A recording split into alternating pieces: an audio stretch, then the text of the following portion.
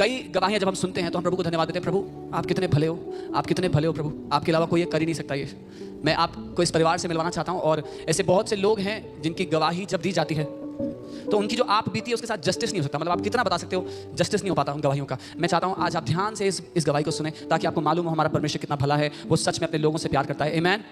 मेरे साथ भाई राजन, उनकी वाइफ बहन प्रीति हैं और परमेश्वर ने एक महान काम इनकी ज़िंदगी में किया है। जब से राजन का जन्म हुआ था उनको यूरिन की समस्या थी और उनका जो ब्लैडर है वो यूरिन होल्ड नहीं कर पाता था, तो उनको लगातार यूरिन निकलता रहता था लगातार। जब वो पैदा हुए हैं वो कह रहे जब से मैंने होश संभाला है, जब बड़े लोगों से पूछा तो जो उन्होंने बताया कि बेटा तू जब से जन्मा है ऐसा ही है, जो भी कारण उसका रहा हो। और जब से जन्म हुआ तभी से उनके साथ ऐसा रहा कि वो यूरिन लीक होता था। वो जब स्कूल में भी जाते थे, भाई राजन क्यों नहीं आप अपने परिवार को बताते कि प्रभु ने क्या काम आपके साथ किया है? कमान। सबको जय मसीह की।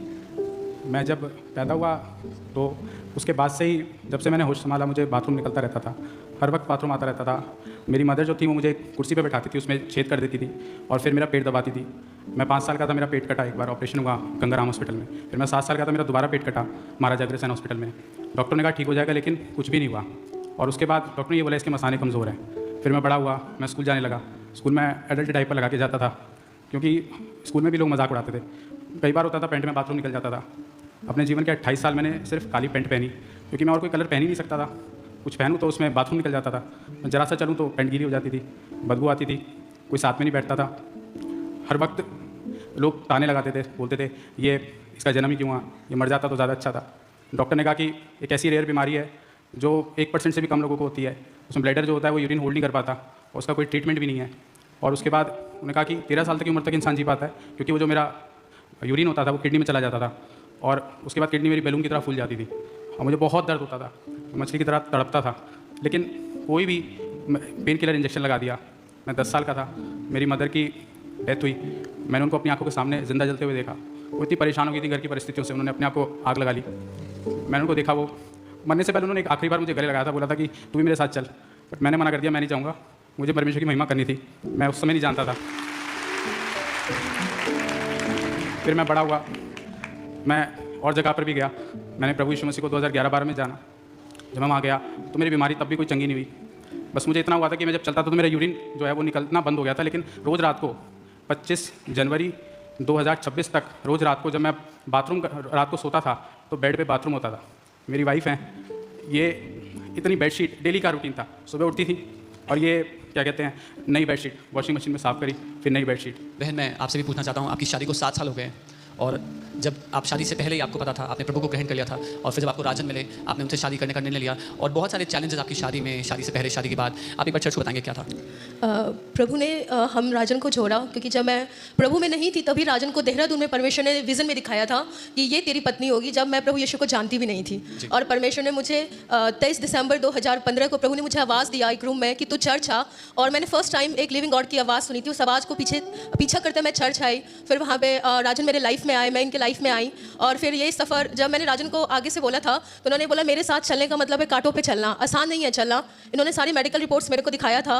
लेकिन मैंने उस टाइम पे यही बोला था कि प्रभु यीशु मसीह जब बाइबल में मत्ती मरकुस लूका में जो हमने स्टार्टिंग में मैं पढ़ी थी तो उससे मेरा फेथ बहुत एनकरेज हो गया था। मैंने कहा परमेश्वर वहाँ कर सकता है तो वो आपके लाइफ में भी ज़रूर करेगा। बहन मुझे बताएंगे कि क्या चैलेंजेस आने लगे जब आप लोग? चैलेंजेस आते थे जैसे मैं शादी से भी पहले जब हम और राजन जाते थे, जब हमारी शादी भी नहीं हुई थी, तो जैसे मेट्रो में जा रहे हैं तो मेट्रो में ही राजन को यूरिन हो जाता था तो सीट पे पूरा आप समझ सकते हो। तो मैं वहाँ पे टिश्यू पेपर डाल के फिर सॉरी बोल के मैं निकल जाती थी। कहीं मार्केट में जा रहे हैं, कहीं भी जा रहे हैं, साथ में चर्च जा रहे हैं तो राजन को यूरिन निकल जाता था तो हम सिर्फ सॉरी बोल सकते थे क्योंकि बहुत एम्बेरस का होता था। लोग पूछते थे ये कौन है तुम्हारा, तो उस टाइम तो शादी भी नहीं हुई थी। मैं बोलती थी फियांसे है मेरा।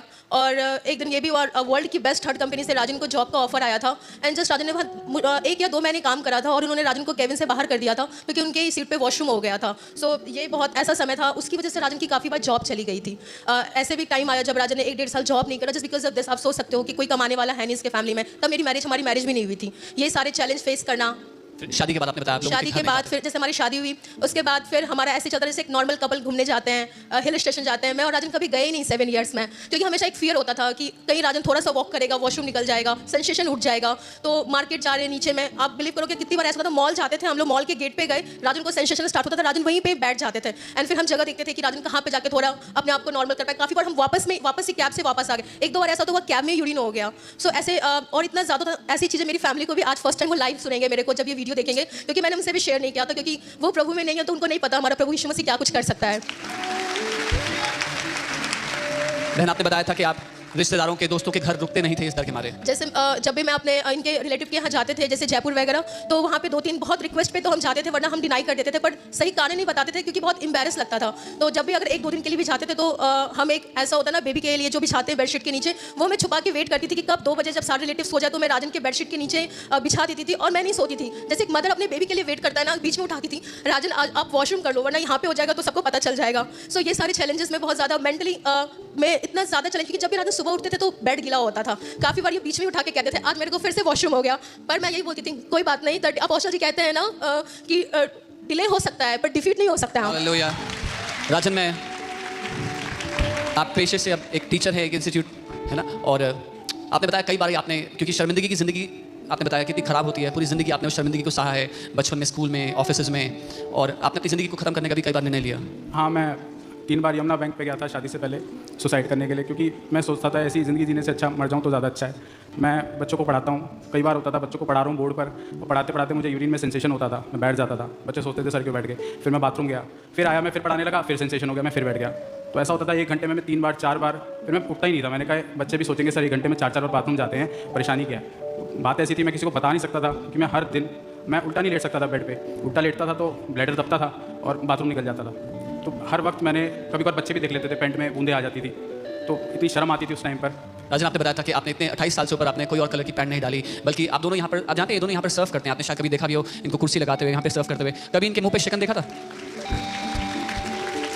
परमेश्वर के वचन का वायदा है, तू अपने परमेश्वर यहोवा की सेवा करना और वो तेरे बीच में से रोगों को दूर करेगा।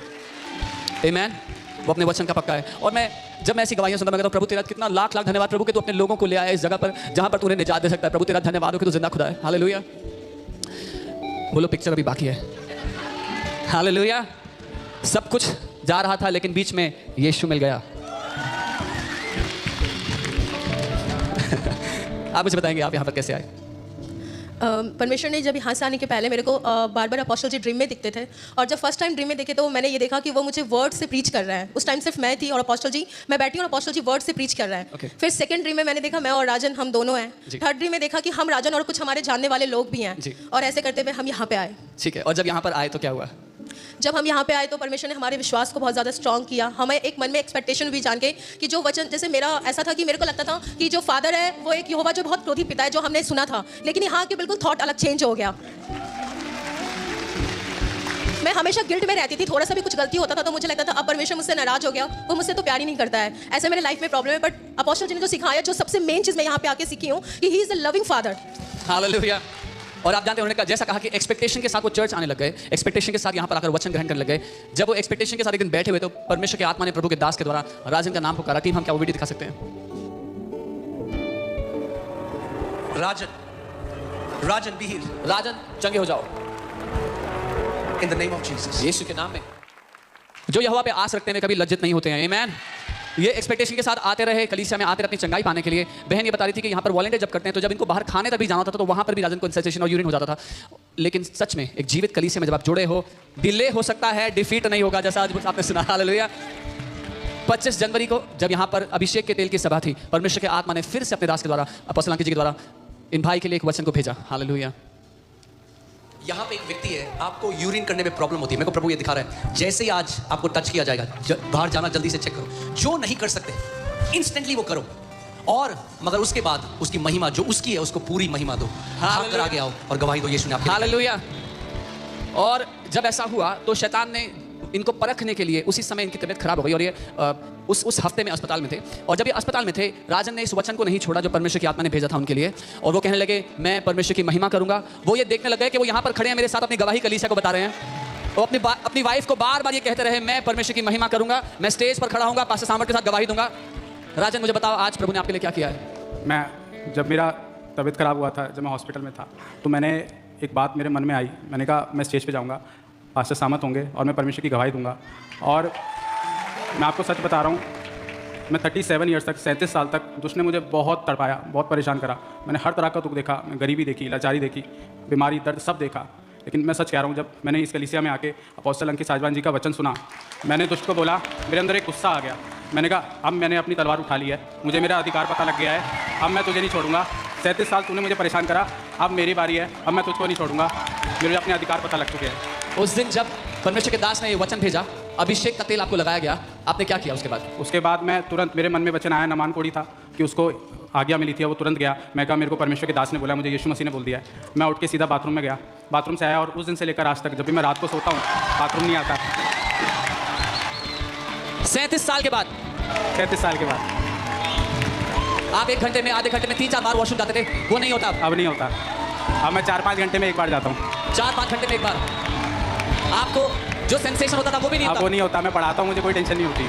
जो किडनी में दर्द होता था वो भी नहीं वो भी होता? नहीं है, वो भी चला गया। जो आप 37 साल से डायपर पहना करते थे वो भी नहीं पहनते? नहीं, अब कोई जरूरत नहीं है। अब आप काले रंग के अलावा दूसरी पैंट पहनते हो? 37 साल की लाइलाज बीमारी को यीशु मसीह ने चंगा कर दिया है। बोलो प्रभु यीशु मसीह की